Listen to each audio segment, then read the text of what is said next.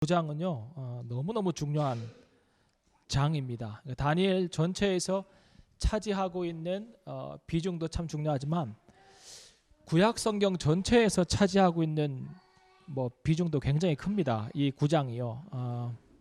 결국은 이 9장에서 하나님께서 창세기 3장에서 이미 말씀하신 그 여자의 후손, 그죠? 그 여자의 후손의 오심, 예수 그리스도의 오심이 이미 여기에 구체적으로 예언이 되어 있습니다. 날짜까지 맞아요. 네. 그러니까 이 9장은 하나님께서 메시아를 보내시고 그리고 그분을 통하여서 복음의 역사를 새롭게 일으키시며 하나님의 구원의 언약을 새롭게 하신다고 하는 그 내용이 이 다니엘서 9장에 이미 기록이 되어 있습니다.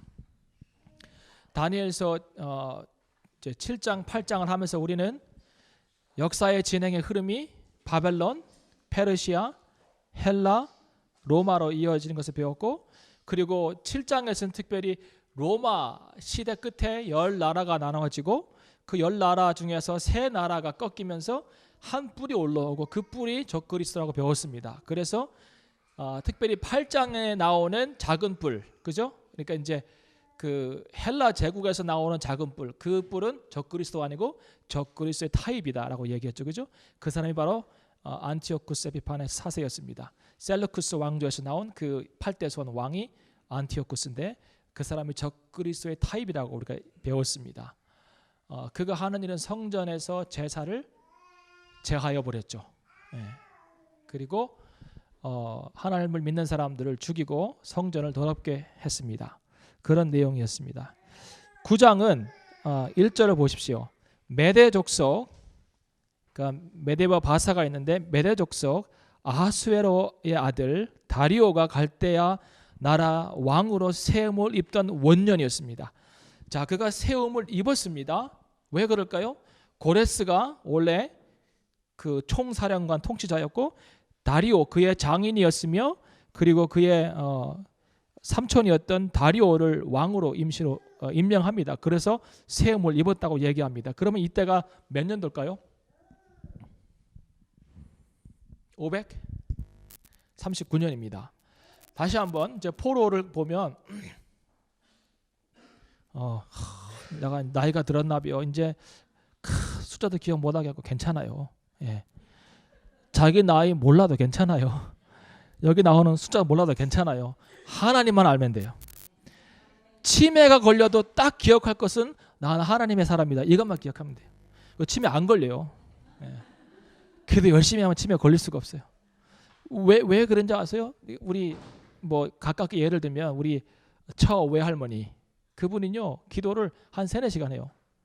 아침에 이제 5시에 새벽 기도 가셔가지고 그렇게 기도하시는 거예요. 왠지 아세요?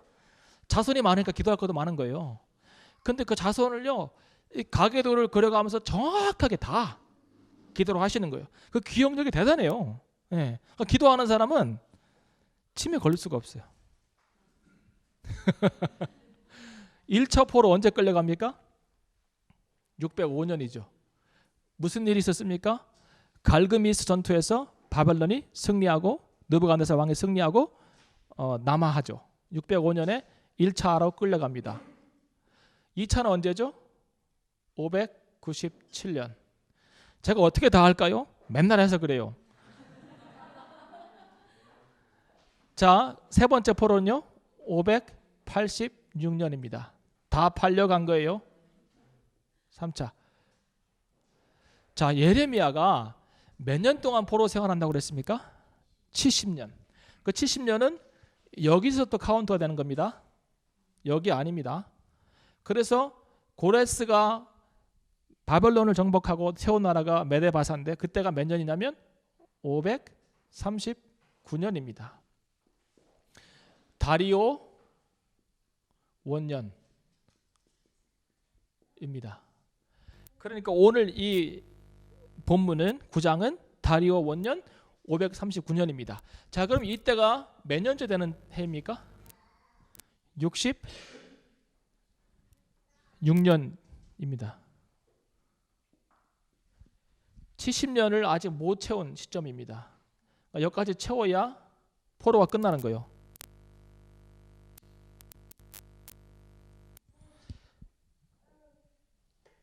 자, 이 시점에 지금 뭘 하고 있는 거예요? 2절에 보니까 곧 그 통치 원년에 나 다니엘이 서책으로 말미암아 여호와의 말씀이 선지자 예레미야에게 임하여 고하신 그 연수를 깨달았나니, 뭘 깨달은 거예요? 70년의 포로 기간을 깨닫고 이제 기도하는 거예요. 곧 예루살렘의 황무함이 70년 만에 마치리라 하신 것이니라 그랬어요. 그러니까 4년밖에 안 남은 시점을 이제 보면서 기도하는 거예요. 뭐라고요? 하나님께서 약속하신 70년이 차오니까 이제 돌려보내 주세요. 이스라엘의 회복을 놓고 기도하는 거예요.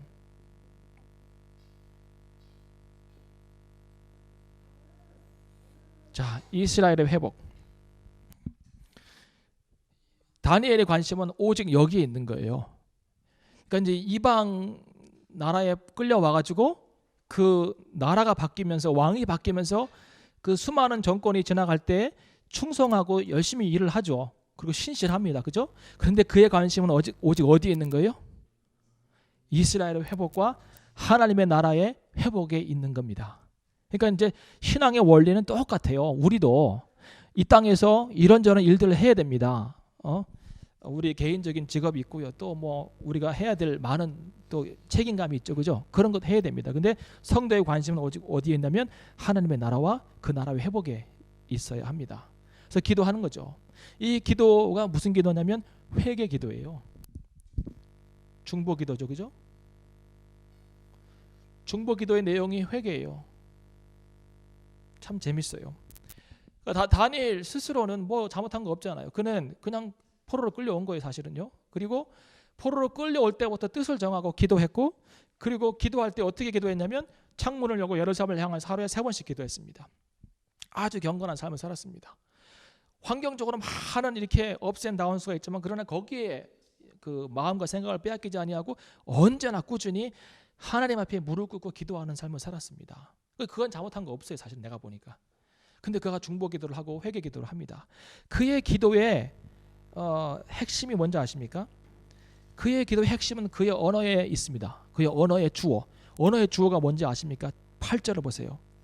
주여, 수욕이 우리에게 돌아오고 우리의 열왕과 우리 방백과 열조에게 돌아온 것은 우리가 주께 범죄하였음이니이다. 그래요. 우리가. 그러니까 하나님, 우리 조상들이, 우리 아버지 때에 살았던 사람들이, 그들의 왕들이 잘못한 것을 용서해 주세요가 아니에요. 그들의 죄악을 나의 죄악으로 끌어안고 기도하는 거예요. 나라를 사랑하고 공동체를 사랑하면 우리의 언어의 주어가, 기도의 내용의 주어가 우리여야 합니다. 하나님, 저들이 잘못했습니다. 저들을 용서하소서. 그를 용서하소서가 아니라 이 사람을 용서하셔서 하나님, 참 그러네요. 이건 누구 기도인지 아세요? 바리새인의 기도예요. 하나님, 나는 저 사람 같지 않아요. 저 사람 용서해 주세요. 이 바리새인. 근데 그의 기도의 언어의 주어는 우리예요. 우리가 범죄하였습니다 라고 기도하는 것이죠. 그리고 그 고백하는 게 뭔지 아세요? 14절에 보시면, 이러므로 여호와께서 이 재앙을 간직하여 두셨다가 우리에게 임하게 하셨사오니 우리의 하나님 여호와는 행하시는 모든 일이 공의로우시나 우리가 그 목소리를 청정치 아니하였음이니이다 고백합니다. 정확한 고백이에요.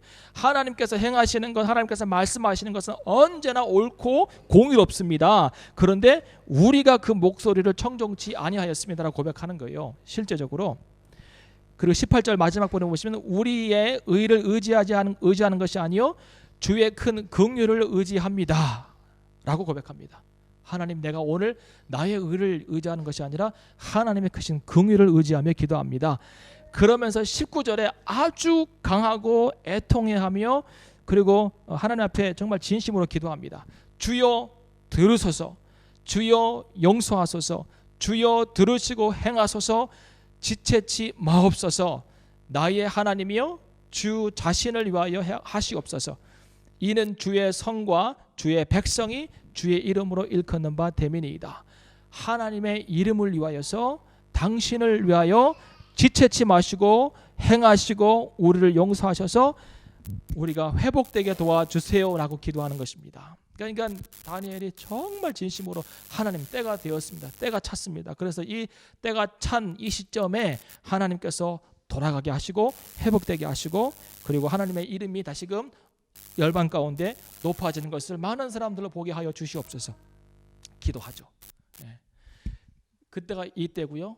그리고 실제로는 538년에 고레스가 칙령을 내리고 모든 백성은 다 돌아가라고 합니다. 자기 나라로. 그리고 가서 자기네 신들을 섬기라고 또 이야기합니다. 그래서 성전 건축이 허락이 됩니다. 538년에 하나님께서 기도를 들으신 거예요. 물론 이제 4년이 되면 이루어질 일이지만, 그죠? 4년만 남았으면 이루어질 일이지만 67년쯤에 3년 빨리 이루어집니다. 그럼 하나님 예언이 안 맞은 거예요? 제가 그랬죠? 70년이야 하는데 3년 빨리 이루어졌으니까 67년이니까 안 맞아 떨어진 거예요? 이걸 은혜라고 하는 거예요. 3년 줄여주신 거예요, 하나님께서. 그래서 고레스를 통하여서 모든 백성이 돌아가고 성전 건축이 시작됩니다. 지체치 마옵소서. 그런데 하나님께서 그 기도를 들으셨어요. 자, 이제 오늘 9장은 지금부터입니다. 20절부터. 이스라엘의 회복을 위하여서 그렇게 간절하게 기도하는 다니엘에게 그래, 내가 너의 백성을 돌려보내겠다마는 이 돌아가는 것이 회복이 아니라는 거예요. 돌아가는 것이. 쭉 이제 보겠습니다. 20절. 내가 이같이 말하여 기도하며 내 죄와 및 내 백성 이스라엘의 죄를 자복하고 내 하나님의 거룩한 산을 위하여 내 하나님 여호와 앞에 간구할 때에 곧 내가 말하여 기도할 때에 이전 이상 중에 본 그 사람 누구예요? 가브리엘이 빨리 날아서 저녁 제사 드릴 때 즈음에 내게 이르더니 그랬습니다. 그리고 22절에 보시면 내게 가르치며 내게 말하여 가로되 다니엘아 내가 이제 내게 지혜와 총명을 주려 나왔나니 곧 내가 기도를 시작할 즈음에 명령이 내렸으므로 이제 내게 고하러 왔느니라. 무슨 기도할 때쯤에요? 이스라엘의 회복을 위한 기도를 할 때쯤에 이미 명령이 내려서 그가 온 거예요. 너는 크게 은총을 입은 자라. 그런즉 너는 이 일을 생각하고 그 이상을 깨달을지니라. 24절부터 이제 공부합니다. 내 백성과 내 거룩한 성을 위하여 70일에로 기한을 정하였나니 그랬어요. 자, 70일에.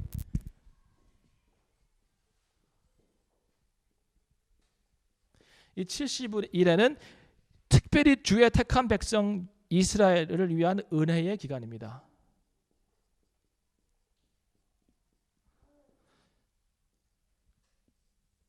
이스라엘 백성들을 위한 은혜의 기간이 70일에로 정해졌습니다. 자, 이 70일에, 그러니까 일회라고 하는 것은 이제 1년으로 치죠. 그러면 70일이면 일회가 뭔가요? 7이죠. 7. 그죠? 그러면 70 곱하기 7은 몇 년인가요? 490년에 해당되는 기간이 은혜의 기간으로 주어졌다는 거예요. 언제부터요? 70일에로 기한을 정하였나니 허물이 마치며, 이 은혜의 기간 안에 일어날 일이 뭐냐면 허물이 마치며 죄가 끝나며 죄악이 영속되며, 영속이 뭐예요? 진행된다는 뜻이에요? 아니에요. 영원히 속해진다는 뜻이에요. 알겠습니까? 한국말이 되게 웃겨요. 죄악이 영원히 속하게 되며 영원한 의가 드러나며, 영원한 의가 뭘까요? 우리의 의가 영원한가요?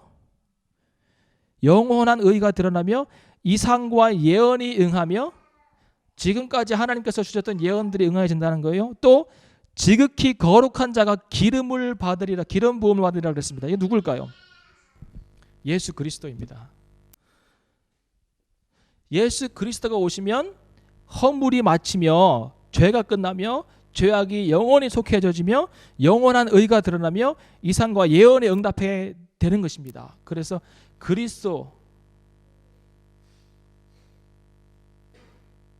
그리스도의 오심에 대해서 이야기하고 있습니다. 그러니까 지금 이스라엘의 회복을 놓고 기도하는 다니엘에게 그래 돌아가긴 돌아가지만 그러나 이 돌아가는 것이 회복 자체는 아니고 70일에 490년이라고 하는 시간 단위 안에서 정한 기간을 주었는데 이 기간 안에 그리스도가 오시고 그리스도가 기름 부음을 받음을 통하여서 많은 사람들의 허물이 맞춰지며 죄가 속해지고 그리고 영원한 의가 드러나게 된다는 것을 이제 말씀하고 있는 것입니다. 그런데 그 시작이 언제냐면 25절을 보세요. 그러므로 너는 깨달아 알지니라 예루살렘을 중건하라는 영이 날 때부터, 예루살렘을 중건하라고 하는 영이 날 때부터가 시작이에요. 그죠? 자, 그럼 언제부터일까요? 538년이요? 538년은 예루살렘 중건을 위한 명령이 아닙니다. 성전 건축을 위한 명령이고 모든 백성들이 돌아가라고 하는 명령입니다. 예루살렘만 그런 건 아닙니다. 지내오다가 또 한 번 519년에 사람들이 예루살렘 성전과 성벽 건축을 위해서 편지를 보냅니다. 방해하는 편지를 보냅니다. 그러니까 유대에 와 있는 그 이스라엘 백성들이 아닌 다른 관원들이 하나님의 역사를 방해하기 위해서 또 편지를 보냅니다. 그래서 519년에 또 한 번 이런 그 성전과 건축과 관계된 성벽 건축과 관계된 일들이 진행이 됩니다. 그리고 또 한 번 516년에 어떤 일이 벌어지냐면 이때는 성전이 완성됩니다. 그래서 어떤 사람들은 538년이 예루살렘 중건의 명령을 받은 첫 해이고 그래서 그때부터 하나님의 은혜의 시작한 이스라엘 회복에 대한 은혜의 기간이 시작된다고 있습니다. 근데 그렇지 않습니다. 실제로 519년도 아닙니다. 에스라 7장에 보면 547년에 그러니까 457년이죠. 지워야 되겠네요.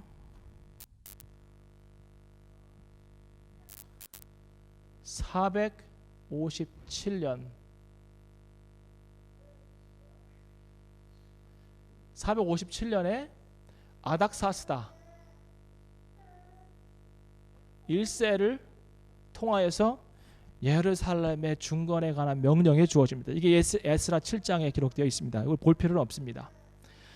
그러니까 실제로 오늘 25절에 말하는 예루살렘을 중건하라는 영이 날 때부터는 언제부터냐면 457년부터입니다.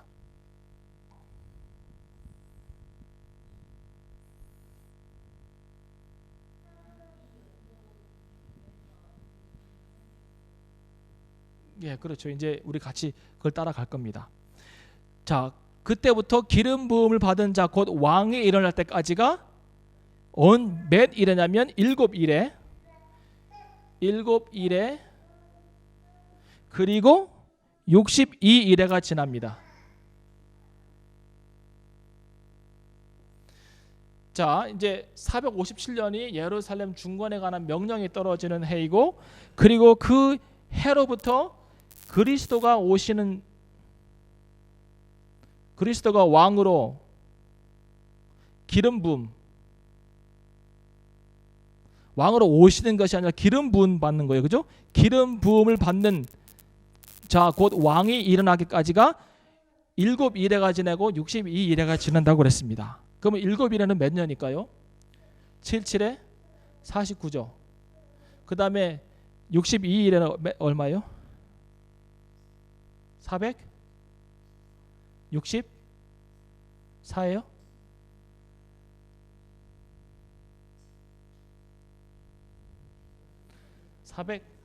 (434요) 정확히 해야 돼요.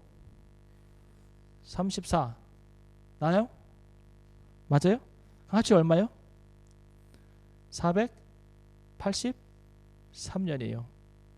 483년에 기간이 지난 다음에 그러니까 예루살렘 중건이 명령이 일어난 때부터 483년이 지나면 그리스도께서 왕으로 나타나신다는 거예요. 자, 그럼 이때가 언제일까요?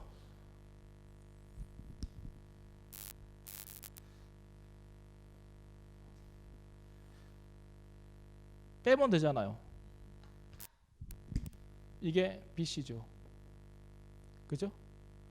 그러면 483에서 457을 빼보세요. 몇이요? 26이에요? 26이죠. 자, 그러면 AD 26년에 뭔 일이 일어날까요? 그런데 잘 보세요. 이게 26년이 아니라 사실은 27년이 되어야 돼요. 왠지 아세요? BC 1세기 다음에 0이 없고 AD 1로 갔잖아요. 이게 없다고요. 그래서 26년이 아니라 27년입니다. 27년. AD 27년에 뭔 일이 일어나는지 아세요? 누가복음 3장 1절을 보시기 바랍니다.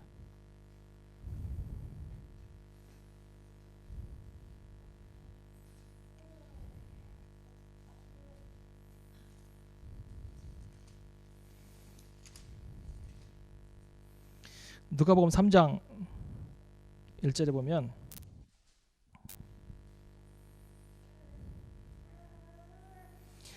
누가복음 3장 21절에 무슨 일이 있습니까? 백성이 다 세례를 받을 때 예수도 세례를 받으시고 기도하실 때에 하늘이 열리며 성령이 형체로 비둘기같이 그 위에 강림하시더니 하늘로서 그 소리가 나기를 너는 내 사랑하는 아들이라 너를 기뻐하노라 하시니라. 예수님 세례를 받으십니다. 근데 이때가 언제냐면 3장 1절에 보시면 디베리오 가이사, 그러니까 티베리우스 가이사, 로마의 황제 디베리오가 위에 있은 지 15해입니다. 그러니까 그가 왕이 된 지 15년이 될 때가 언제냐면 AD 27년입니다. 이 AD 27년에 예수님께서 요한의 세례를 받으시고 기름 부음을 받고 왕으로서 하나님의 아들로서 사역을 하기 시작합니다. 그 이야기를 여기서 하고 있는 거예요. 그러니까 얼마나 놀랍고 정확해요. 마가복음 1장 15절을 보세요. 막 이런 거 이렇게 발견하고 하면은 정말 소름이 끼쳐요. 그냥 똑바로 살아야 되겠다는 생각밖에 없어요. 네, 이런 걸 딱 이렇게 공부하고 알고 나면 마가복음 1장 12절에 보세요. 성령이 곧 예수를 광야로 몰아낸지라. 광야에서 뭐 한 다음에요? 세례 받은 다음에, 그죠? 세례 받은 다음에, 그러니까 9절부터는 예수님의 세례가 나오잖아요, 그죠? 12절은 성령께서 광야로 몰아내셨어요. 14절에 보세요. 요한이 잡힌 후 예수께서 갈릴리에 오셔서 하나님의 복음을 전파하여 가라사대 뭐가 찼고요? 때가 찼다는 거예요. 뭔 때가 찬 거예요? 뭔 때가 찬 거예요? 지금 때가 찼다는 거예요. 뭔 때가? 정한 기간이 얼마라고요? 70일이라 그랬잖아요. 이 70일의 기간이 거의 찼다는 거예요. 은혜의 기간이 끝나간다는 거예요. 그러므로 뭐 하라고요? 회개하라는 거예요. 너희의 은혜의 기간이 거의 다 끝내가기 때문에 회개하고 하나님의 복음을 믿으라는 거예요. 그렇지 않으면 기회가 다른 데로 넘어갈 수 있다는 거예요. 때가 참에 이 얘기를 합니다. 다시 다니엘 9장으로 돌아오면요.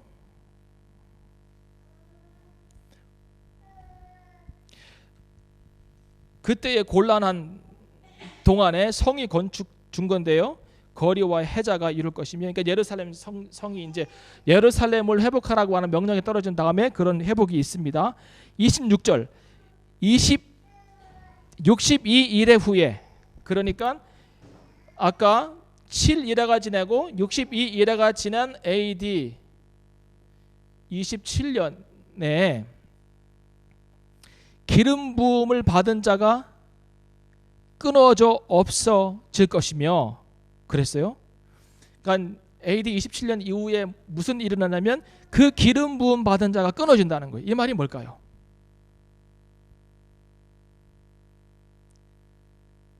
기름 부음 받은 자는 누구예요? 예수 그리스도죠. 예수님. 이 기름 부은 자가 끊어진다는 거예요. 이게 뭐예요? 그리스도의 십자가 사건이에요. 예수 그리스도가 십자가에서 못 박히는 사건을 이야기하고 있는 거예요. 그리고 장차 한 왕의 백성이 와서 그랬어요. 자, 한 왕이 옵니까? 한 왕의 백성이 옵니까? 왕의 뭐라고요? 백성이 오는 거예요. 이거 잘 들어야 돼요. 어떤 사람은 한 왕이 온다고 자꾸 그러는데 한 왕의 백성이 오는 거예요. 그 백성이 와서 그 성읍과 성서를 회파하려니와 그의 종말은 홍수의 엄몰됨 같을 것이며 또 그 끝까지 전쟁이 있으리니 황폐할 것이 작정되었느니라 그랬어요. 자, 이건 또 뭔 얘기하는 걸까요? 한 기름분 62일의 이후에 기름 부음을 받은 자가 끊어진 것은 십자가 사건이라면 한 왕의 백성이 와서 그 성소와 성읍을 회파한다는 건 뭘까요? AD 27년 뒤에 한참 뒤에 AD 70년에 로마 장군 누가 옵니까? 로마 장군 디도와 그의 군사들이 와가지고 예루살렘을 정복하고 그리고 예루살렘에 있는 성을 완전히 무너뜨리고 성전을 무너뜨립니다. 이게 마지막으로 성전이 무너진 거예요. 제일 처음 성전을 언제 세웁니까? 솔로몬 시대에 세우죠. 그죠? 그 이후에 다시 한번 또 와서 세워죠. 성전을. 그죠? 무너진 성전을 언제 세웁니까? 학개 스가랴 말라기 이때 세우죠. 학개 스가랴 때 세우죠. 그죠? 그 다음에 성전이 또 무너지는 거예요. 나중에 헤롯이 좀 증축하죠. 헤롯 성전 있죠. 그 다음에 이 성전이 완전히 무너지는 거예요. 지금요. AD 70년에 누굴 통해서?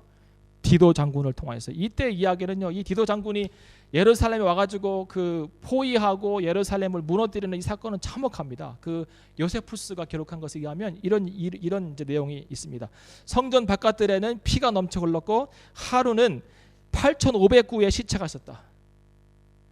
내란으로 인하여 그 안에 이제 로마를 지지하는 파와 그 다음에 이스라엘의 그 신앙을 지키는 파하고 내란이 일어났는데 내란으로 인하여 죽은 12,000구의 시체는 매장되지 못한 채 방치되었다. 요세푸스가 생생하게 기록하는 거예요. 예루살렘이 포위된 동안 110만 명이 죽었고 110만 명이면 대전 인구쯤 되나요? 9만 7천 명이 종으로 팔렸다. 밤중에 식량을 구하러 다니다 잡혀 십자가에 못 박혀 죽은 자들이 하루에 500명씩이나 되었다. 예루살렘 성전은 여지없이 무너졌고 성읍은 파괴되었다라고 요세푸스가 기록하고 있습니다. 그러니까 지금 기름 부은 자가 끊어진 것은 십자가 사건이고 한 왕의 백성이 오는 것을 로마의 그 황제의 명을 받아서 디도 장군이 왔는데 그가 거느리고 온 백성들이 성전과 성읍을 회파시킵니다. 27절 그가 장차 많은 사람으로 더불어 한 일해 동안 언약을 굳게 정하겠고 그가 그 일해의 절반에 제사와 예물을 금지할 것이며 또 잠포하여 미운 물건이 날개를 의지하여 설 것이며 또 이미 정한 종말까지 진노가 항폐케 하는 자에게 쏟아지리라 하였느니라 그랬습니다. 자, 이 말이 뭘까요? 27절에 나오는 그가는 누구일까요?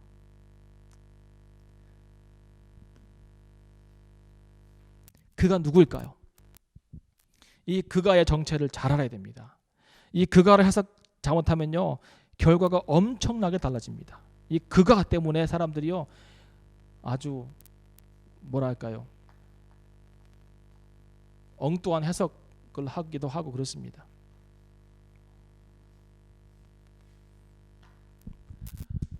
(483년에) 기간이 지나고 그러니까 69일회가 지나고 마지막 한 일에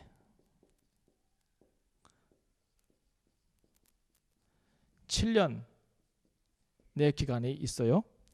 AD 27년에 예수님 세례 받습니다. 그리고 그때부터 7년이에요. 34년. 요 기간 절반이에요. 31년. 지금 이제 이 얘기하고 있는 거예요. 그가 누굴까요? 장차 많은 사람으로 더불어서 한 일해 동안 언약을 굳게 하겠고 언약을 굳게 정하는 거예요. 그가 그 일해의 절반에 제사와 예물을 금지할 것이며 누가 하는 거예요? 예? 누가 하는 거예요? 한 왕의 백성이요? 바울이요? 자, 이게 바울은 아닙니다. 베드로도 아니. 오래간만에 대답하셨는데 죄송합니다. 자, 지금 이거 잘하는 거 못하는 거 그거부터 얘기합시다. 잘하는 거 못하는 거예요. 언약을 굳게 하고 그 절반에 3년 6개월 동안에 제사와 예물을 금지한다 그랬잖아. 이 말의 뜻이 제사와 예물을 금지하는 게 뭘까요? 응? 자, 이것을요 8장 11절과 비교해 보시기 바랍니다. 그 한 뿔이 나와서, 그죠? 그가 뿔이 하는 일이 뭐냐면 11절에 또 스스로 높아져서 군대의 주제를 대적하며 그에게 매일 드리는 제사를 제하여 버렸고 그의 성소를 헐었으며. 자, 하는 일이 똑같아요? 들려요? 똑같아. 손 들어보세요. 다르다. 손 들어보세요. 자, 다르면 어떻게 다른 거지, 집사님? 네. 네. 예. 금지하는 것은 못하게 하는 거잖아요. 네. 집사님 묻어가지 마세요. 집사님 항상 얘기해드리죠. 결혼 잘하셨어요. 맞아요. 정확해요. 여기 지금 9장 27절에 그 절반 기간 동안 3년 6개월 동안 제사와 예물을 금지한다고 하는 것은 나쁜 얘기가 아니에요. 나쁜 얘기가 아니에요. 이거는 put an end예요. put an end. 여기는 taken away예요. 그러니까 8장의 11절에 적그리스도 타협이 와서 하는 것은 taken away예요. 그러니까 강제로 아주 무력적인 힘을 가지고 아무것도 못하도록, 종교 행위를 못하도록 이렇게 하는 거예요. 예. 반면에 9장에서 나오는 제사와 예물을 금지할 것이며 이거는요 put an end. 그것이 끝났다는 거예요. 제사와 예물의 기간이 끝났다는 거예요. 어떻게? 예수 그리스도를 통하여서. 이 해석이 안 돼가지고 이걸 적그리스도로 봅니다. 사람들이. 아니 기껏 여기 AD 27년까지 잘 와가지고 여기서부터 나머지는 적그리스도 보는 거, 이거 이해가 안 되죠, 그죠? 여러분도. 어떤 사람은 한 왕이라고 그래요. 아니 여기 한 왕의 백성이라고 그랬고요.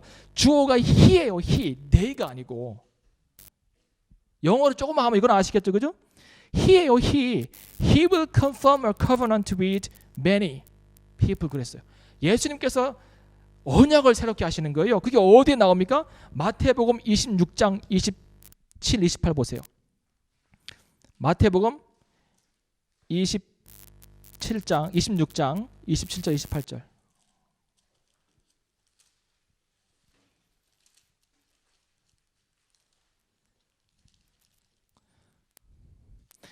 (26장 27절) 또 잔을 가지사 살해하시고 저희에게 주며 가라사대 너희가 다 이것을 마시라. 이것은 죄 사함을 얻게 하려고 많은 사람을 위하여 흘리는 바 나의 피 곧 뭐라고요? 언약의 피니라 그랬어요. 그러니까 예수 그리스도께서 새 언약을 시작하신 거예요. 누구와 함께? 그의 제자와 그를 따르는 그의 백성들과 함께. 그러니까 언약을 굳게 하셨죠, 그죠? 또 한 가지는 제사와 예물을 금지하셨습니다. 이것은 못하도록 방지한 것이 아니라 이제는 제사가 필요 없다는 거예요. 히브리서 10장을 보시기 바랍니다.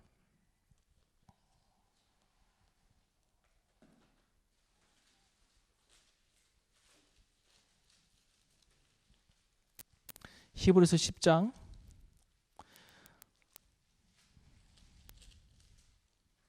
5절을 보세요. 그러므로 세상에 임하실 때에 누가요? 예수 그리스도 가라사대 하나님이 제사와 제물을 원치 아니하시고 더 이상 이제는 필요 없다는 거예요. 오직 나를 위하여 한 몸을 예비하셨도다. 전제로 번제함과 속죄의 죄는 기뻐하지 아니하시나니 이에 내가 말하기를 하나님이여 보시옵소서 두루마리 책에 나를 가르쳐 기록한 것 같이 하나님의 뜻을 행하러 왔나이다 하시니라. 누가 그랬어요? 예수님이. 자 18절의 핵심입니다.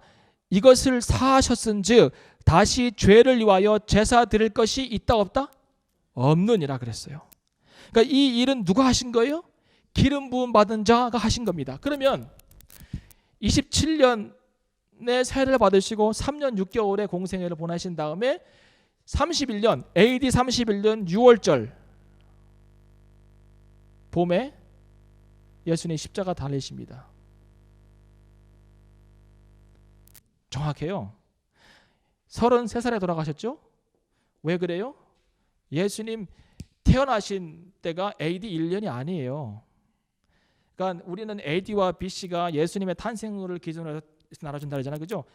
2년 정도의 차이가 있어요. 예.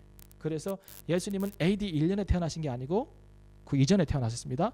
그래서 33살 사셨지만 31년에 AD 31년에 돌아가신 거예요. 처음 아십니까? 자, 그리고 또 나머지 3년 6개월이 있습니다. 여기가 차야 은혜의 기간이 끝난 거 아니에요. 그죠? 이스라엘 백성, 그러니까 유대인들을 향한 은혜의 기간 490년이 여기까지가 483년이잖아요. 그죠? 여기가 마지막 7년이니까 여기가 차야 490년이 차는 것이고 그리고 은혜의 기간이 끝나는 거예요. 은혜의 기간이 끝나면 무슨 일이 벌어지는지 아세요? 자, 이 AD 34년에 무슨 일이 일어나면 스데반이 순교합니다. 스데반이 순교해요. 복음을 증거하다가 누구에게? 유대인들에게. 들으라는 거예요. 유대인들이요. 들으라는 거예요. 하나님의 은혜의 기간에 우리가 살고 있다는 거예요. 지금 너희가 지금 회개하고 하나님을 믿으라는 거예요. 스데반이 왜 복음만 증거하지 않고 아브라함부터 쫙 내려오는지 아세요? 이거 설명하는 거예요. 이거 포로 갔다 왔지 않냐? 포로 갔을 때 누가 기도했냐? 다니엘이 기도했지 않냐? 이스라엘의 회복을 위해서 기도하지 않았냐? 그가 기도했을 때 하나님께서 돌아가게 하겠다마는 정한 기간에 70일의 동안에 은혜의 기간이 회복의 기간이 주어질 것이고 그때까지 예수 그리스도를 믿으라는 거예요. 얼마 안 남았다는 거예요. 그런데 마지막 그까지도 그들이 죽여버립니다. 아주 참혹해요. 아주 무지해요. 그래서 은혜의 기간이 끝났어요. 스데반의 순교 이후에 복음이요. 그 전까지 뭐 이방인들이 믿긴 했지만 이때부터 복음이 사방으로 퍼져갑니다. 누구에게로요? 이방인에게로. 유대인들의 은혜의 해가 끝났을 때에 그들이 그것을 받지 못했고 하나님의 은혜를 누리지 못했기 때문에 이제 그 복음이 어디로 간다고요? 이방인들에게 퍼져가는 거예요. 나는 이스라엘의 잃어버린 자 외에는 오지 않았다고 하는 기간이 요때까지예요. 예수님이 그랬잖아요. 내가 이스라엘의 잃어버린 자 외에는 구원하지 않는다라고 얘기했잖아요. 그죠? 그때가 요때까지예요. 이때까지. 그래서 복음이 다른 이방인들에게 이제 전파되기 시작합니다. 물론 그 이전에도 이방인들이 믿기 시작했죠. 활발하게 전파되기 시작합니다. 사도행전 13장 46절을 보세요.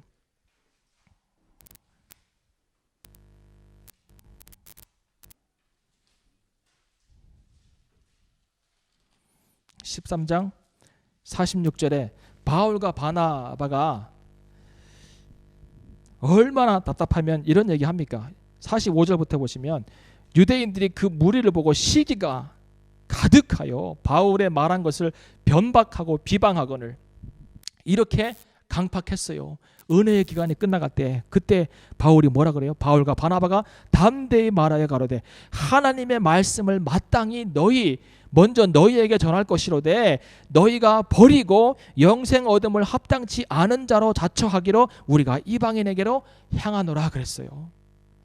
하나님께서 얼마나 특별한 은혜를 주셨습니까? 이건 정말 다른 민족에게는 주어줄 수 없는 큰 은혜예요. 특별히 이 마지막 한 일회 동안에 예수님 보내주시고 그리고 그를 통하여 십자가의 복음을 증거케 하시고 구원의 길을 열어주시고 또 한 번 성령을 보내주시며 그리고 스데반을 순교할 때까지 하나님께서 놀라운 일들을 예루살렘에서 행하시잖아요. 회복의 기간으로 삼으라고 주신 기간입니다. 그런데 그들은 그것을 거부해버렸습니다. 은혜를 거부한 거예요. 하나님의 특별한 은혜를, 회복의 은혜를, 다니엘을 통하여서 특별하게 계시해 주신 이 놀라운 은혜의 그 기간을 그리고 은혜의 복음을 그들은 거부해버린 것입니다. 그리고 나중에 이제 다시 9장에 돌아오시면 다니엘 9장에 돌아오시면 나중에는요 미운 물건이 날개를 의지하여 거기에 섭니다. 그들이 거부하니까. 이 27절을요 전반부 후반부로 나누어 읽지 않으면 큰 오류가 생깁니다. 이 후반부에 미운 물건이 날개짓을 하며 의지하여 설 것이라고 하는 이 내용을 그 앞에 있는 그가 같이 하는 행동으로 보기 때문에 자꾸 적그리스도로 보는 행동을 합니다. 사람들이 실수를 저지릅니다. 그런데 그게 아닙니다. 나중에 어느 때에 미운 물건이 날개짓을 하며 날개를 의지하며 설 것이고 또 이미 정한 종말까지 진노가 황폐케 하는 자에게 쏟아지리라 하였느니라 그랬습니다. 이 우리 한글말 성경을 읽거나 NIV를 읽으면요 같은 사람으로 볼 수밖에 없는 그런 오류를 범할 수밖에 없습니다. 그런데 KJV나 New King James Version 이런 데를 보면 정확하게 나눠져 있어요. 전반부에 하는 언약을 굳게 하고 제사와 예물을 금지해서 이제 제사의 필요성이 없다고 이제 하는 그 내용은 기름 부음 받은 자 예수 그리스도의 사역입니다. 그리고 그 후반부 또 잔포하여 미운 물건이 날개를 의지하여 설 것이며 종말 때까지 진노가 황폐케 하는 자에게 쏟아지리라. 이 말씀은 다른 이야기입니다. 분명히 나눠져 있습니다. 그걸 구분해야 됩니다. 자, 이것이 언제 주어진 환상이라고요? 몇 년도예요? 539년에. 이미 539년에 예수 그리스도가 언제 세례 받으시고 왕으로 기름 부음 받으시며 언제 새 일의 절반에 언제 십자가에 달리시며 그리고 언제 은혜의 해가 끝나는지를 정확하게 하나님께서 말씀을 하십니다. 사람들은 이 27절에 대한 그가를 잘못 해석해가지고 이것을 이 마지막 7년의 기간은 적그리스도의 기간으로 보고 7년 대환란 중에서 나눠가지고 3년 6개월, 3년 6개월의 어떤 그 두 가지 다른 환란으로 이야기합니다. 그거는 저는 맞지 않다고 봅니다. 이것은 분명히 예수 그리스도의 오심과 십자가에 달리심으로 더 이상 제사와 예물이 필요 없는 길을 열어주신 것과 그리고 스데반의 순교를 통하여서 은혜의 해가 은혜의 기간이 멈추고 이제는 이방인들에게 복음이 전파되는 그 이야기를 다니엘을 통하여서 하나님께서 보여주신 거라고 저는 믿습니다. 이 9장을 해석하는 방법은 여러 가지가 있습니다만은 제가 공부하고 말씀을 읽고 깨닫고 하는 것 가운데 가장 정말 그래도 우리가 믿을 수 있고 그리고 확신할 수 있는 것은 이 그림이라고 저는 봅니다. 그리고 오류가 없다고 저는 믿습니다. 그러면 여기서 우리가 얻을 수 있는 교훈이 무엇입니까? 이 9장에서 이 9장을 공부함을 통하여서 우리가 얻을 수 있는 교훈이 무엇입니까? 항상 제가 이렇게 막 전달하고 이렇게 주입식으로 막 주는데 이제 얘기 좀 해보세요. 이 9장에서 이 전체적인 그림을 보면서 다니엘에게 하나님께서 유대인들을 향한 그들의 회복을 위한 이런 놀라운 계획을 갖고 계신 것을 보면서 여러분 무엇을 느끼십니까?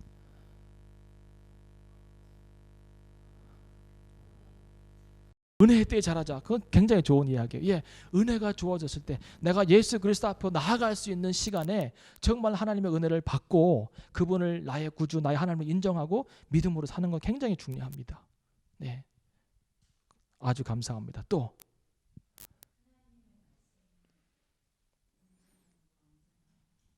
맞습니다. 하나님의 예언의 말씀은 구체적이고 그리고 구체적으로 이루어집니다. 그러니까 나머지 요한계시로 기록된 나머지 예언과 계시들도 반드시 이렇게 구체적으로 이루어질 것입니다. 반드시.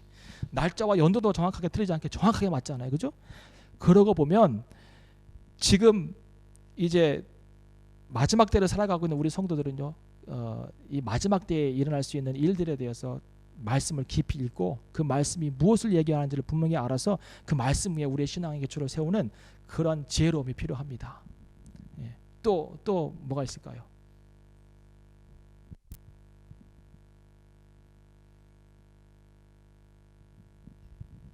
중보기도 그렇죠. 예, 가족을 위해서 중보하시고 아직 구원받지 못한 사람들 위해서 중보하시고 그렇게 하시기 바랍니다. 또 나눌 거 없나요? 집사님. 예? 네. 우리는 다 하나님 손바닥 위에 있다. 그죠? 제가 늘 얘기하잖아요. 하나님은 지금 우리는 볼 수 없는데 그 역사관이요. 역사가 우리 기독교인은 역사는 직선이죠. 언제가 시작인지는 몰라요. 하나님이 시작하셨으니까 하나님은 시작이 없으신 분이니까 하여튼 이렇게 되는 거예요. 근데 우리 인간 세계의 역사가 있었을 거 아닙니까? 그죠? 우주가 시작되는 그 순간, 그리고 우주의 종말이 오는 그 순간이 있을 거라고요. 하나님의 역사는 영원하지만, 그죠? 이제 우리 개인의 인간의 역사를 보면, 우주와 우리 지구의 역사를 보면 이 시작과 이 끝을 하나님은 보고 계시는 거예요. 한꺼번에. 우리는 막 이렇게 하고 이렇게 하고 이렇게 하겠지만 하나님은, 우리는 여기 어느 한 시점에 땡땡이로 사는 거예요. 좀 더 찍을 수 없어요. 딱 떼야 돼 이렇게. 예. 여기를 살아가고 있는 거예요. 영혼을 사는 하나님 앞에. 그러니까 우리가 뭘 안다고 자꾸 그럴 필요 없어요. 이 모든 것을 알고 계시고 계획하시며, 그리고 역사의 시작과 종말을 아시는 하나님 앞에 우리의 인생을 맡겨드리는 거예요. 그냥 내어 맡기세요. 내어 맡기라는데 못 맡기는 사람이 있어요. 못 맡기는 사람 어떤 사람인지 아세요? 빨리 그 내 자신을 내어 맡겨야 되는데 못 맡기는 사람은, 제가 그랬잖아요. 배가 파손돼 가지고 구조선이 왔어요. 구조선이. 그래서 사람들이 다 구조선을 옮겨가요. 빨리 막 옮겨가려고 막 이렇게 사람들이 막 난리를 치고 막 밀고 하는데 한 사람은 못 가. 누군지 아세요? 한 사람만 지금 막 배를 끼얹고 막 이러고, 누구요? 선장이에요. 선장. 왜요? 자기가 돈을 집어넣어서 그 배를 샀는데 이 배가 지금 꺼져간다 이 말이죠. 빨리 옮겨 타라고, 너 자신을 이 구조선에 맡기라고, 빨리 오라고. 못 가요. 그러다가 이제 물이 좀 쳐 올라오면 발 하나 올리고 이제 이렇게 못 가고 있는 거예요. 이렇게. 웃기죠? 이게 우리예요. 맡기라고 네 몸을 구조선에. 너의 생명을 책임질 수 있는 그 배에 빨리 맡기라고. 못 맡겨요. 계속 이러고 있어요. 한 번 올려놓고서 계속 또 이러고 있는 거예요. 배가 꺼져가면 꺼져가는 대로. 빨리 옮겨 타야 돼요. 빨리. 내가 갖고 있는 것이요, 아무것도 아닌 것처럼 사라지는 때가 있어요. 그럴 때라도 빨리 옮겨 타야 돼요. 그분께 우리의 인생을 맡겨야 돼요. 우리의 가족도, 내가 하고 있는 모든 것도 그분께 맡겨드리는 거예요. 내가 할 수 있는 것은 참 작은 것 같아요. 사람들이 속이면 난 속아야 돼요. 차를 2번 사다 보니까 그러더라고요. 2달 안에 차를 2번 바꾼. 아유, 또 안 바꾸고 싶어요 진짜. 속이면 속아야 돼요. 속으면 속이려고 덤벼드는데 어떻게 안 속아요? 네, 속아야 돼요. 그게 우리예요. 하나님 의지할 수밖에 없어요. 우리는 너무 제한적인 존재거든요. 근데 하나님은 나는 알파 앤드 오메가 그랬잖아요. 내가 처음과 끝이라는 거예요. 내가 모든 것을 알고 있다는 거예요. 내가 너의 인생을 안다는 거예요. 내가 이 이스라엘의 회복의 때를 알고 있는 것처럼 너희들의 회복의 때를 알고 너희들의 아픔의 때를 다 안다는 거예요. 그 모든 것을 아신 하나님 앞에 그냥 내가 맡기는 거예요. 주님, 나는 당신 것입니다. 나는 그 이상의 가치도 아니고 그 이하의 가치도 아닙니다. 나는 하나님의 소유입니다. 하나님의 소유된 나를 하나님께서 원하시는 대로 사용하시옵소서. 이 기도가 가장 아름다운 기도입니다. 네.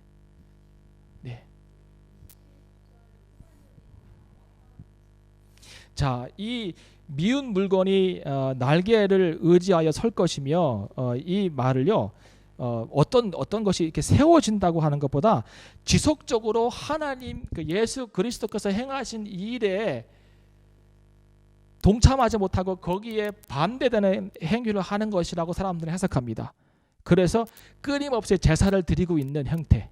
그러니까 제사를 폐지하고 예물을 폐지하고 더 이상, 그러니까 예수님께서 십자가에 돌아가실 때 성전에 뭐가 찢어졌어요? 커튼이 확 찢어졌잖아요. 그 말은 뭐냐면 더 이상 누구를 통해서 하나님 만나는 거 아니잖아요. 제사를 통해서 하나님께 가는 건 아니잖아요. 이제는 우리가 직접 주님 앞에 기도할 수 있고 회개할 수 있고 그렇잖아요. 그런데 지금도 아직까지도 제사와 절기를 고집하면서 그 나아가고 있는 그 사람들의 그 가증스러운 모습, 은혜를 받아들이지 못하고 복음을 받아들이지 못하고 여전히 예전에 행하던 그 모습 그대로 형식에 빠져 있는 종교의 모습을 이야기한다고 대부분의 학자들이 그렇게 믿습니다. 이 부분을. 그리고 어떤 학자들은 미운 물건이 날개를 의지하여 설 것이며 이것을 이제 그 성전의 거룩한 곳에 가증한 것이 선다고 하는 그 다니엘의 표현과 우리 또 배울 거거든 나중에 그 표현과 연결시켜서 보기도 합니다. 그러나 정확하게 이것은 이겁니다라고 우리가 표현할 수 없습니다. 왜냐하면 더 이상의 힌트가 없기 때문에 여기는. 예. 예. 네. 음.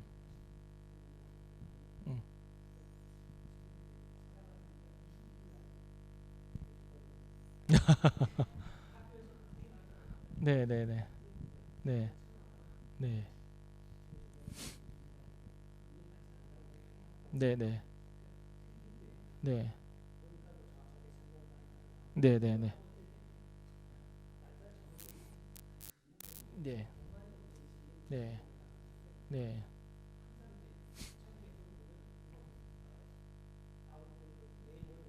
네. 네, 네. 음. 네. 종말에 마지막 종말에 관해서는 아무도 날짜를 모릅니다. 아무도. 그러니까 예수님도 나도 모른다 그랬어요. 나도. 그러니까 오직 누구만 아신다고요? 아버지만 아신다고 그랬습니다. 초대교회 성도들은 예수님께서 빨리 오실 거라고 믿었습니다. 왜냐하면 예수님께서 너희 중에 내가 올라가는 이 모습 그대로 오는 것을 볼 자도 있으리라 그랬습니다. 예. 보죠. 다시 부활하면 무덤이 열리면. 그러니까 그 사람들은 자신들의 육안으로 자신들이 살아있는 그 기간 동안 예수님 오심을 다시 볼 거라고 확신을 했습니다. 그러니까 데살로니가 교회 교인들 중에 어떤 사람들은 야 내일 예수님 오시는데 뭐 우리가 뭐 일할 게 뭐냐, 일도 안 해요. 그러니까 바울이 뭐라 그래요? 일하지 않으면 먹지도 말라고 그러잖아. 그리고요, 아니 한국의 이단들이 이런 이단이 있어요. 예수님 곧 오시니까 이제 은행에 돈이 뭐 필요고 빚이 뭐 예수님 오시면 빚도 뭐고 다 없어진다. 그러니까 빨리 은행에서 빚 얻어 가지고 교회 바치라는 거예요. 실제로 그래요. 그렇게 하더라고요, 사람들이요. 가까운 사람 중에.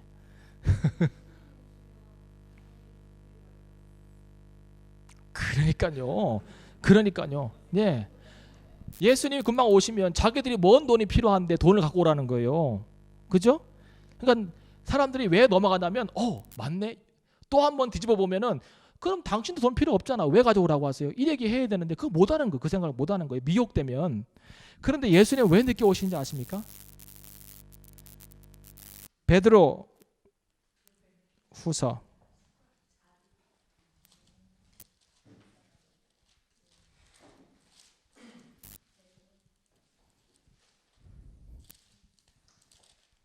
3장입니다. 베드로 후서 3장. 예수님 늦게 오신 이유도 하나님의 사랑입니다. 베드로 후서 3장 8절을 보시면 사랑하는 자들아 주께는 하루가 천년 같고 천년이 하루 같은 이 한 가지를 잊지 말라. 주의 약속은 어떤 이에 더디다고 생각하는 것 같이 더딘 것이 아니라 오직 너희를 대하여 오래 참으사 아무도 멸망치 않고 다 회개하기에 이르기를 원하시느니라 그랬어요. 이거예요. 왜 더디 오세요? 천년이 하루 같으니까 이제 이틀 지난 거예요. 이틀 지난 거예요. 그것뿐만 아니라 오래 참으사 아무도 멸망당하지 않게 하시려고 더 하나님께서 더 많은 구원받는 사람이 있기를 원하시는 마음으로 기다리는 것이겠죠. 여기에도 하나님의 사랑이 있습니다. 더디 오는 것도. 그런데 성경은 기본적으로 얘기합니다. 누구도 예수님 오실 날을 모릅니다. 그럼 예수님 왜 안 오실까요? 아무도 몰라야 되는데 자꾸 얘기하는 거예요. 월요일, 화요일, 수요일. 그러니까 월요일날 오시면 이 사람 맞고 화요일날 오시면 이 사람. 그러니까 못 오시는 거예요. 얘기 좀 하지 마세요. 빨리 오시게. 그 날짜가 자꾸 정해지니까 아무도 모른다고 하는데 오시면 내 말 맞았지 이러니까 뭐 이날 못 오시고 그 다음날 오신다고 또 못 오시는 거예요. 농담인데 아무도 몰라요. 그러니까 종말 때 우리가 가져야 될 종말을 대비해서 우리가 가져야 될 자세는 뭐냐면 어떤 그 이슈가 탁 떠오르고 이래서 계산해 보니까 이런 날짜가 나왔다라고 해서 그걸 믿을 것이 아니라 성경에요. 우리가 읽었잖아요. 2300주야 동안 성전이 청결케 되고 그리고 이제 그 다음에 예수님 오신다 그랬잖아요. 그게 날짜로 따져보면 1844년이에요. 이때요. 대단했어요. 여러분 역사를 기독교 역사를 보시면 이때요 사람들이요 뭐 진짜 다 기도하고 다 목욕하고 목욕을 왜 했는지 모르는데 하여튼 다 목욕하고 막 날짜가 정해졌을 때 다 기도. 날이 지나가는데 안 오시는 거예요. 1992년 담일선교회 기억하시죠? 예, 이장님이라고. 장님이에요, 장님 이름이 이장님. 제가 그때 신학교 1학년 때요. 저도 막 떨리더라고요. 그 얘기를 다 알고 있으니까 12월 28일인가요? 1990년 12월 28일 오신다고 막 뭘 계산했는지 모르겠어요. 근데 오신다고 그래가지고 근데 다른 형들은 잘 막 다니면서 다 거짓말은 나는 떨려가지고 그게 그 2층 침대에 누워가지고 막 주님 오시면 어떡하죠? 예. 옥상으로 올라가야 되나요? 막 내가 혼자 그랬다니까요. 바보 같은. 방송 중계했어. 예. 아무 일도 없었어요. 예. 나는 이제 막 신학교 1학년이 뭐 알아요? 아무것도 모르니까 나는 어떻게 해야 되지? 막 계속 불안불안하다가 12시 딱 넘어간 다음에 다 뻥이네. 예. 12시 넘어가면 하루가 지난 거니까. 예. 그래. 그러니까 아무도 몰라요. 자세는 그냥 깨어 있으라 그랬어요. 도적이 언제 오는지 모르는 것처럼 너희도 예수님께서 도적같이 오시기 때문에 너도 깨어 있으라 그랬어요. 깨어 있다고 하는 것은 항상 이렇게 하는 것도 아니고 제가 말씀드렸죠. 우리 교수님 중에 한 분이 망원경 쓰면서 막 예수님 오시나 한번 본다고. 예. 육안으로 보여요. 만원경만 보인다고 하면 안 되죠. 예수님 오시는 그때는 아무도 모르기 때문에 경건하게 깨어 있다고 하는 것은 뭐냐면 오늘 내가 그리스도 안에 있으면 되는 거예요. 그리스도 안에 내 믿음이 그리스도 안에 있고 그리스도가 내 안에 계시면 그게 깨어 있는 거예요. 그것이 그럴 때 영적인 분별력도 생기는 거예요. 속지 않고 미혹되지 않고. 얼마나 많은 것들이 우리를 속이고 넘어뜨리려는지 몰라요. 그 중에 하나는 아주 얄팍한 것들. 그러니까 복음을 훼손시키고 변질시켜가지고 그 변질된 복음으로 우리를 넘어뜨리게 하는 거예요. 전에는 핍박을 통해서 우리를 넘어뜨렸잖아요, 그죠? 근데 핍박이요 효과가 없는 거 알아요. 핍박은 오히려 더 순교자를 만드는 거예요. 그러면 순교자의 수가 차면 오시는 거예요. 제단 밑에서 요한계시록 읽어보다 보면 순교자들이 제단 밑에서 하나님 앞에 신원하죠. 하나님 어느 때이니까. 그러면 예수님 하나님께서 뭐라고 하는지 아세요? 순교자의 피가 수가 차면 그때야 끝이 오리라 그래요. 그러면 핍박을 하면은 오히려 순교자의 숫자가 찬다고요. 자기들의 기간이 줄어드는 거예요. 이렇게. 그러니까 핍박은 이제 잘 안 해요. 사실은 사단이 뭘 하는 거예요? 속이는 거예요. 속이는 거. 이거요. 슬그머니 썩은 사과 하나를 탁 이렇게 던져줘서 썩은 사과 박스 안에 집어넣는 거예요. 그러면 그 썩은 사과 하나 때문에 박스가 다 썩겠죠. 그거예요. 그러니까 신천지 같은 애들이 자꾸 이제 기존 교회에 사람들 투입하고 넘어뜨리게 하고 쓰러뜨리게 하고 그러는 거죠. 거짓 선지자들의 가르침이 가장 무서운 거예요. 너무 오래 했어요 오늘. 네. 또 예. 네. 네.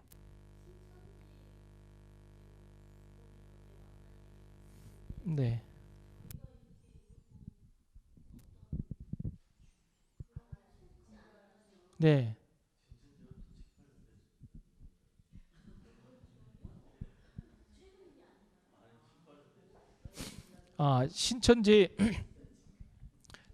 신천지가 가르치는 것은 사실은 잘 들어보면 금방 알 수 있어요. 그런데 그 사람들이 노리는 것은 한 사람이 아닙니다. 사람 하나 데려 자기 쪽으로 가는 것도 있지만 사실은 교회에 침투해가지고 교회 안에 들어와서 그 교회 자체를 망가뜨리는 거예요. 신천지 그 교육 세미나 그 비디오 이런 것들이 이제 있습니다. 자료로 인터넷에 보면 자 내가 얘기했지 여자가 뭐 이렇게 해가지고 50명 교회 우리가 어떻게 먹지 이래요. 100명 교회 우리가 어떻게 먹지? 자 전략 1, 2, 3 이렇게 한다고요. 예, 그거 어떻게 하는지 아세요? 두세 명의 회원을 데리고 한꺼번에 안 가요. 순차를 정해서 교회를 가는 거예요. 작은 교회, 개척교회 한 20명씩 모이고 사람 하나가 귀한 교회 가서 티 안 내요. 처음에는 조용히 들어와가지고 예배 몇 주 드리다가 그다음에 이제 예배 좀 잘 드리고 은혜롭게 이제 예배 드리고 하는 모습 다 보여주는 거예요. 그러니까 분별력이 없으면 그걸 이제 모르죠. 그러다가 이제 사실은 제가 다른 교회에서 전도를 많이 하다가 이사를 왔는데 저희 교회 전도의 은사가 있습니다. 사실은 그래서 사모님이나 누가 좀 같이 동행해 주시면 혼자 가기가 좀 쑥스러우니까 제가 복음을 전가할 때 좀 도와주시고 기도해 주시면 좋겠다고.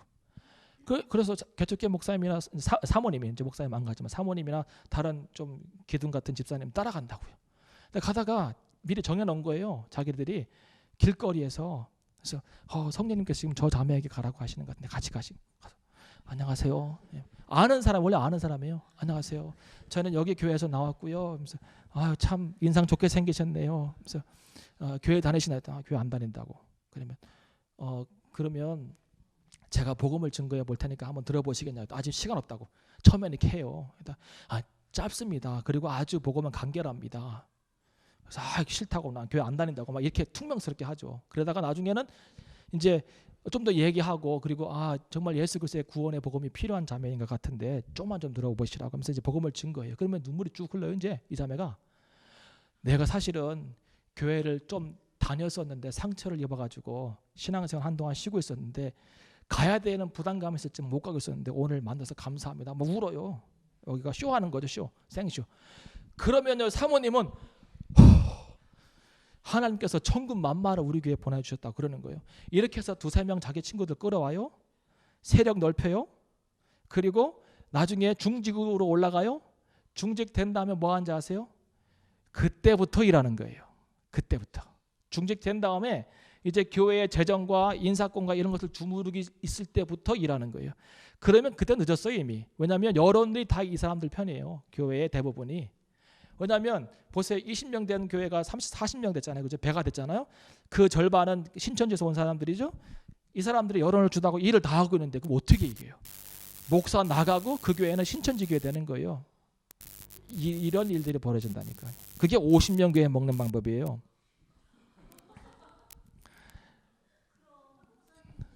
네.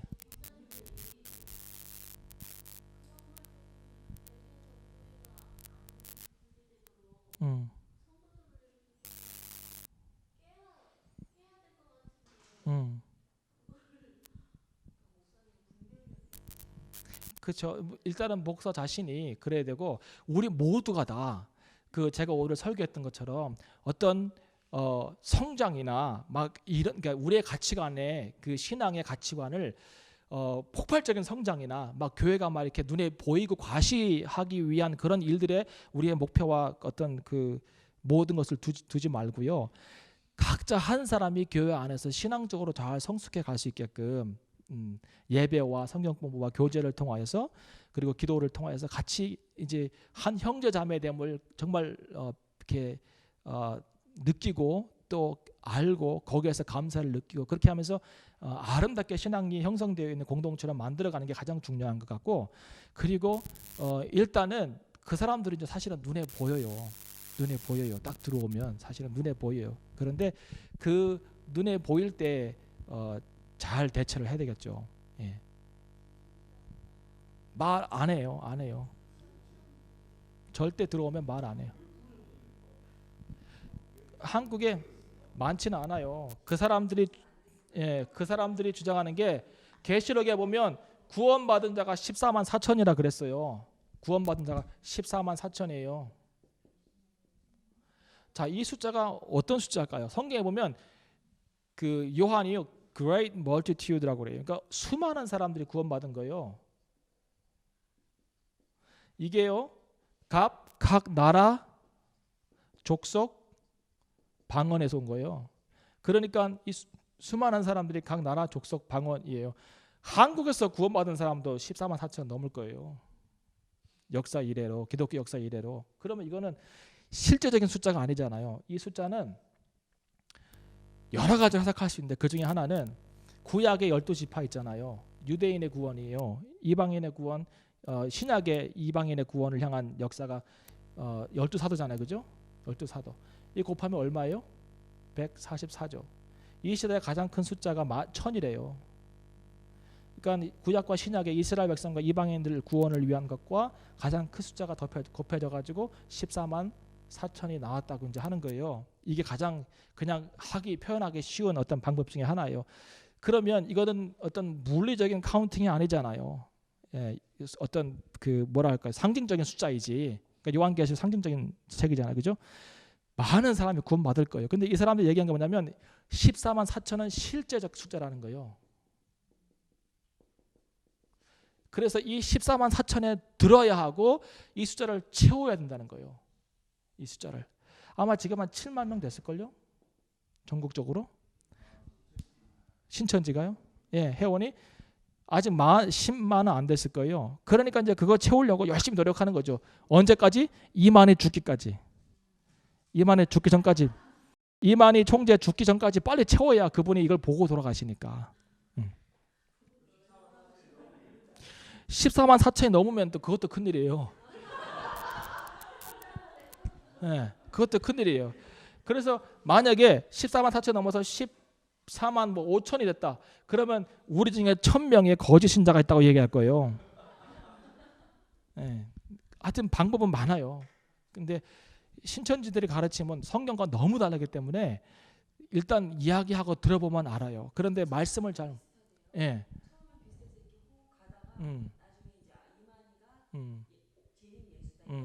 그러니까요. 예. 그러니까 처음에 막 꼬시고 이렇게 유혹할 때는 그때는 그냥 쉽게 성경에서 우리가 알고 있는 것들 가지고 이야기하겠죠, 사실은. 그런데 가다 보면 그 구원자, 그러니까 절대자가 이제 하나님이냐 예수 그리스도 아니면 이만이냐 이렇게 가는 거예요. 나중에는 이만이라고 얘기하겠죠. 한국에만 사이비가 많아요. 예. 다른 나라의 사이비들은요 기독교적인 색깔을 갖지 않습니다. 자기 토속 종교들에서 나오는 것들이에요. 근데 오직 한국에만 많아요. 왜냐하면 장사가 잘 되거든요. 그리고 한국 족속이요 셈족이에요. 우리도 셈족이에요. 셈함 야벳이 있죠.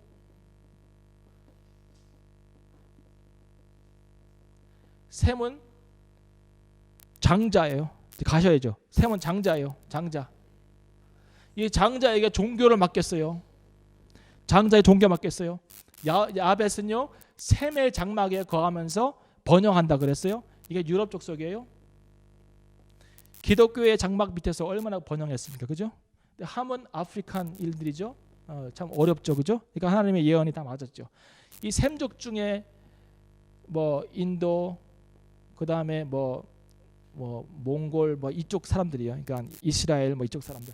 여기 셈족에서요 4대 종교가 다 나왔다는 거 아세요? 기독교, 이슬람, 힌두, 불교 다 여기서 나왔어요. 셈족에서. 종교성이 굉장히 강해요. 한국도 셈족이기 때문에 우리는 종교성이 강해요. 예. 물 떠놓고 막 이거 하는 거죠. 이렇게. 예. 예. 왜? 그거부터 해가지고 뭐 할 거 다 하잖아요. 뭐 일천 번제하고 다 하잖아요. 왜 그래요? 종교성이 원래 강해요. 그걸 이용하는 거예요. 적그리스도가. 아니면 거짓 선자들이 건드려만 주면 다 하니까. 거기에 빠지면 돈. 지금 10만 명이랍니까? 어우.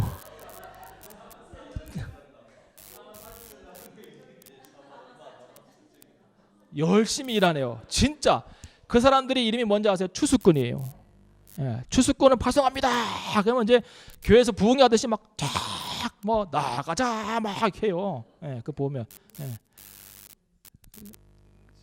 마지막 때는 그러니까요. 마지막 때는 안전한 교회 그리고 안전한 성도의 모임 속에서 거하는 것은 축복입니다. 큰 축복. 예. 그러니까 목사가 다른 설교 않고 복음만 선포하는 교회는 복된 교회이고 그러한 성도들이 작은 공동체이지만 감사하면서 서로 격려하고 섬기고 사랑으로 서 있는 교회는 참 아름다운 교회입니다. 그래서 우리가 뭐 재정이 넉넉하지 않아서 교회의 사지가 크지 못해서 큰 일을 못할지라도 그러나 믿음 순수하게 지키며 나아갈 수 있는 이 교회 공동체를 주신 하나님께 감사해야 됩니다. 기도하겠습니다.